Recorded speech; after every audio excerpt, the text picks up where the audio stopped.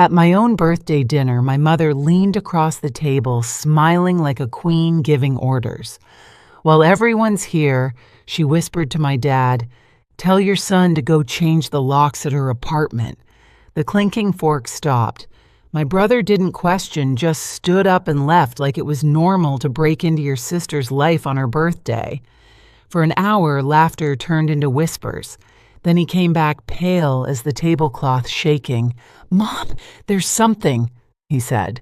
Her smile vanished. My stomach dropped. Whatever he saw at my apartment wasn't supposed to be found. When people talk about family, they picture warmth. Birthday candles, laughter, hugs that mean something.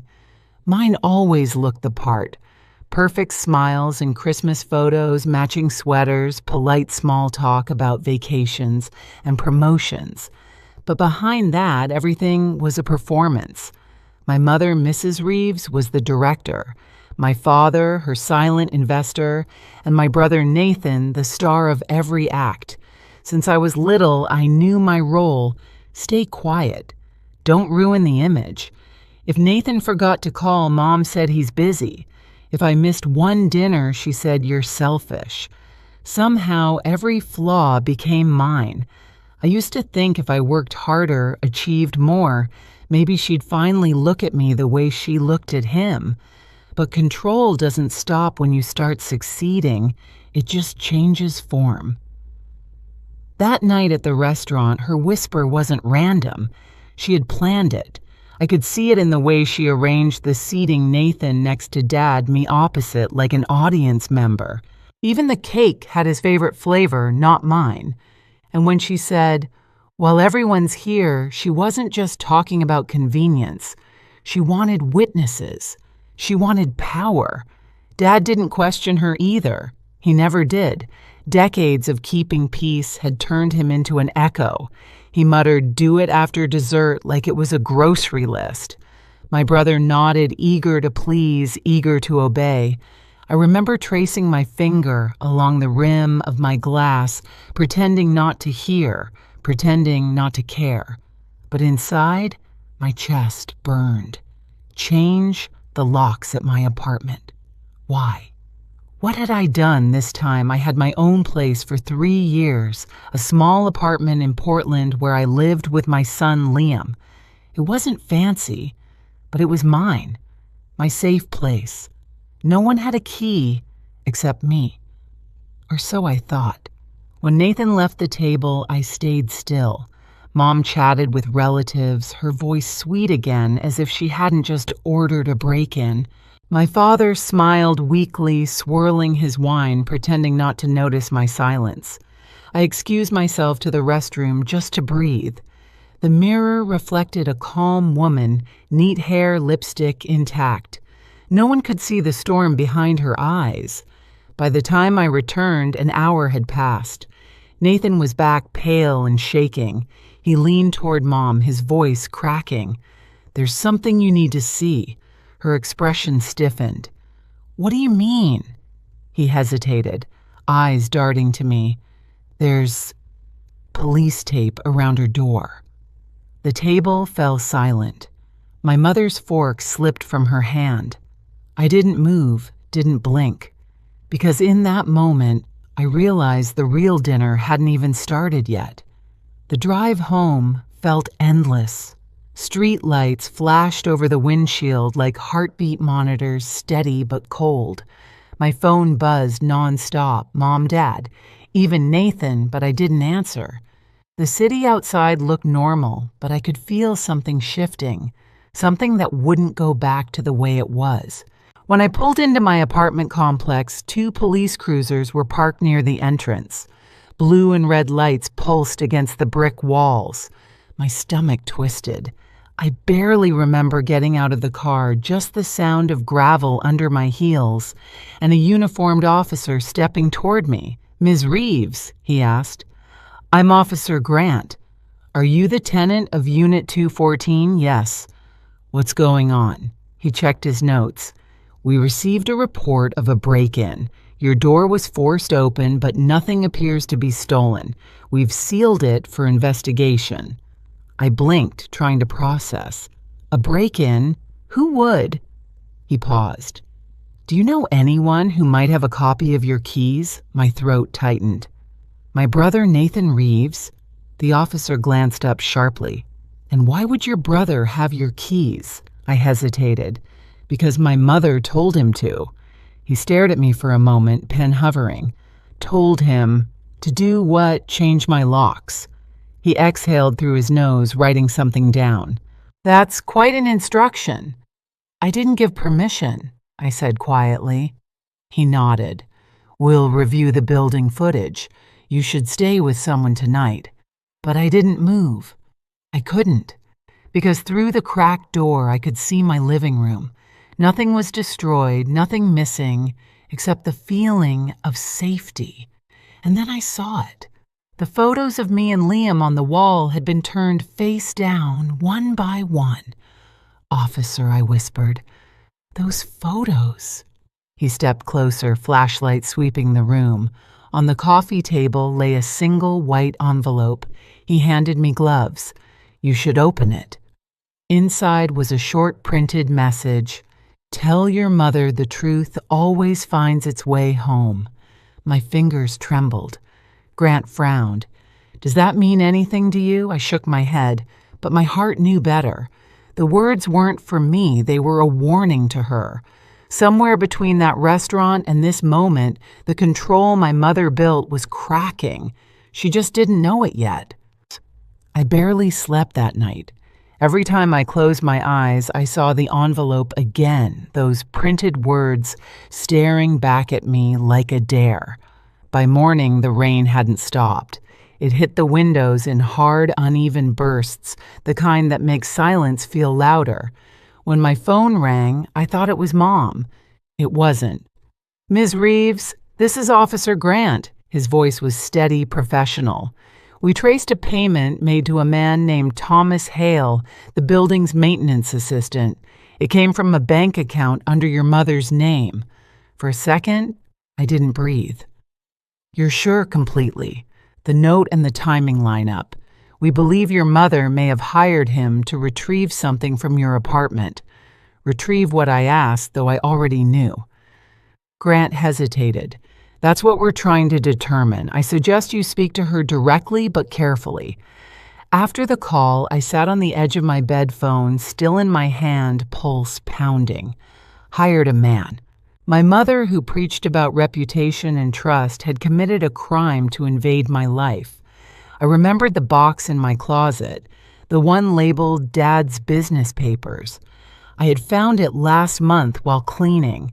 Inside were property deeds, statements, wire transfers, documents signed with my name. I thought it was an accident, a clerical mix-up. But now I understood. Those weren't mistakes. They were camouflage. By late afternoon, I'd made up my mind. I texted her dinner, my place. 7 p.m., no games this time. Her reply came instantly. Fine, but be ready for the truth.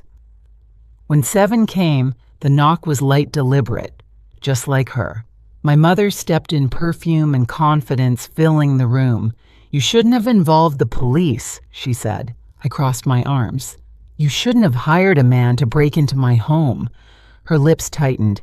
You don't understand what's happening. Then explain it.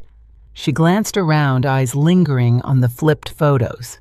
Those papers you found your father's business isn't simple. Thomas was supposed to retrieve them quietly before you did something reckless. I laughed softly. You mean before I found out you've been using my name to hide your fraud? Her face hardened. Watch your tone, Evelyn. But this time, I didn't lower my voice. No, Mom. Watch yours. Thunder rolled outside like the sky had been waiting for her to show up. Rain streaked across the window, sliding down in crooked lines that caught the light from the street lamps. My mother stood in the middle of my living room, perfectly still, perfectly put together, heels polished pearls glowing against her black coat. If guilt had a dress code, she'd nailed it. I was protecting you, she said, voice calm, almost gentle. I tilted my head. By breaking into my home, You don't understand, she said, pacing. Your father's business has complications, partnerships that can't be made public. If those papers were discovered, it would ruin us. Us, I asked, or just you? Her eyes narrowed. Don't twist this. Everything your father and I have done was to secure this family's future. I almost laughed. You used my name, Mom. You forged my signature on property deeds and transfer forms. You didn't secure the future, you stole it. Her voice rose, breaking through the hum of the storm. You think you're some kind of victim. Everything we have you benefited from, college tuition, your first car, that apartment. Do you think those things just appeared? I paid for that apartment myself. I said every word sharp and measured. You just couldn't stand that something had my name on it, without your fingerprints all over it. For the first time, her expression flickered. It wasn't guilt. It was fear. Fear of losing control. She turned toward the window, hiding it. Evelyn, listen to me carefully. If those documents go public, your father could face prison time. I folded my arms. Maybe he should. She spun back around. You wouldn't dare. I already did, I said softly. Officer Grant has them. Her face drained of color. What? You wanted the truth out of my house. I delivered it to the police. Lightning flashed across the glass, bright enough to cut her silhouette in half. For a moment, she didn't look like my mother anymore, just a woman cornered by her own lies. You're destroying your family, she whispered. I stepped closer. No, Mom. You did that the moment you used me as your shield. She shook her head, stepping back as if I'd struck her. You don't understand what you're doing. I do, I said. I'm setting boundaries. Something you never taught me how to do. The air between us thickened. Every word, every silence, every wound we'd both ignored was suddenly there, alive, breathing. Her eyes glistened, not with tears, but rage. You think you're strong because you've got the law on your side. You're naive. The world doesn't care about your little revenge. I looked at her steadily. It's not revenge, Mom. It's accountability. She laughed, cold and brittle. You'll regret this. Maybe I said, but at least it'll be my regret. The room went quiet except for the rain. Somewhere outside, a car horn echoed distant and hollow. She stood there, chest rising and falling fast like she was about to lunge or cry or both. Finally, she said it. If you go through with this, you'll never have a family again. I met her gaze. Then maybe it's time I build one worth having. She froze. Her face hardened, mask sliding back into place. Without another word, she turned and walked toward the door. The click of her heels against the hardwood was the sound of a legacy breaking apart. Before she reached the handle, I said, one more thing. She stopped, didn't turn. You asked why someone flipped the photos in my apartment, I said. Maybe because even strangers can tell which way is right side up. Her hand trembled just once before she pulled the door open and disappeared into the storm. The sound of thunder followed her out.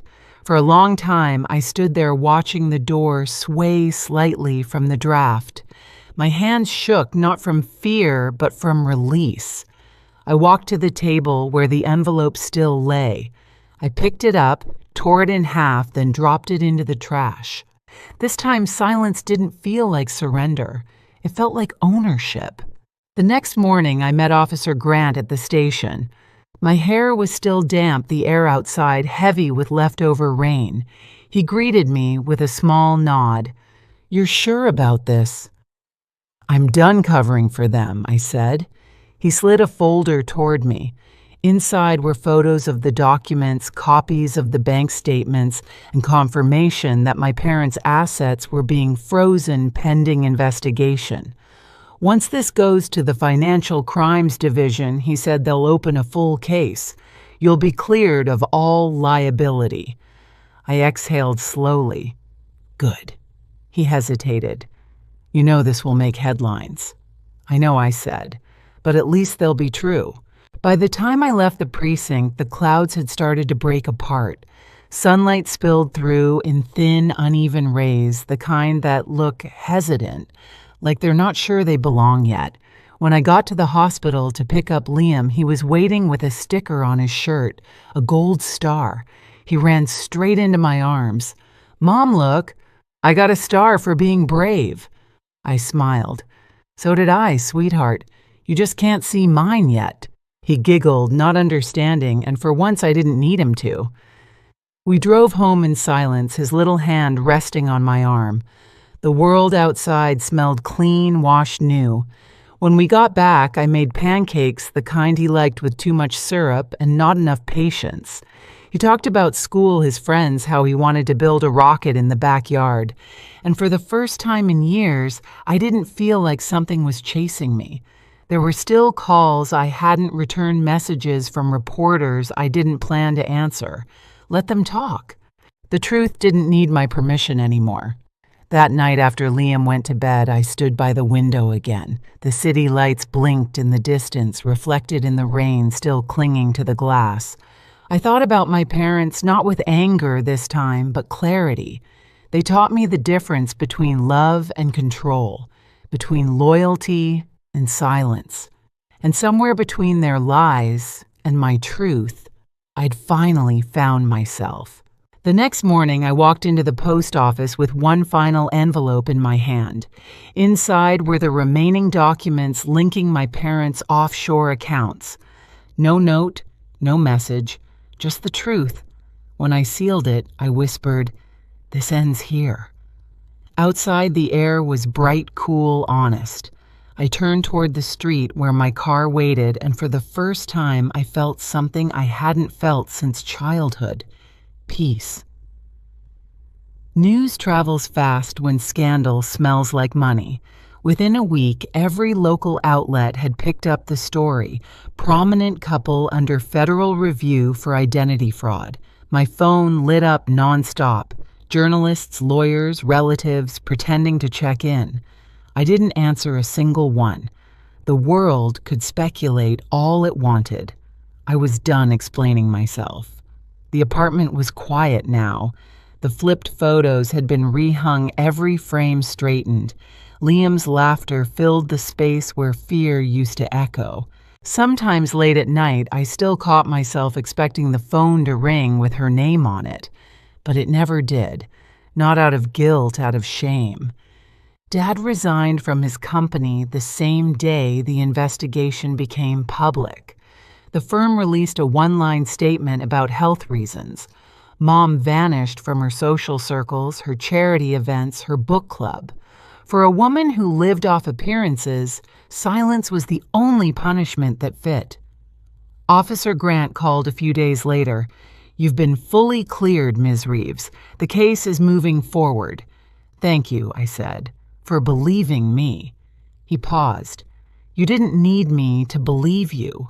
You just needed to believe yourself." After we hung up, I looked around my living room, the same one that had been invaded, violated, reclaimed. The air felt lighter, like the space itself was breathing again. I poured a cup of coffee and opened the window. Outside, the city sounded alive. Horn's footsteps, the soft hum of a place that didn't care who you used to be. That weekend, I invited a few friends over for dinner, people who had stayed when everything fell apart. We didn't talk about my parents. We didn't have to. Nana raised her glass and said, "To freedom and to never apologizing for protecting yourself." I smiled. "I'll drink to that." Later, after everyone left, I tucked Liam into bed. He mumbled, half asleep, "Are we safe now, Mom?" I brushed his hair back. "Yes, baby, we are." He sighed and drifted off. And for the first time in years, I didn't doubt the words that came out of my mouth. The next morning, sunlight poured through the kitchen window, soft and gold. Liam sat at the table, kicking his legs syrup on his cheek. I flipped pancakes, watching the light move across the floor like it was tracing new boundaries, ones that finally belonged to me. I'd spent years trying to keep the peace. Turns out, peace isn't something you keep. It's something you claim. As I poured coffee, I looked at my son and smiled. This time I said softly, "The locks stay mine." If you've ever had to rebuild yourself after family betrayal, share your story below and hit subscribe. You're not alone here.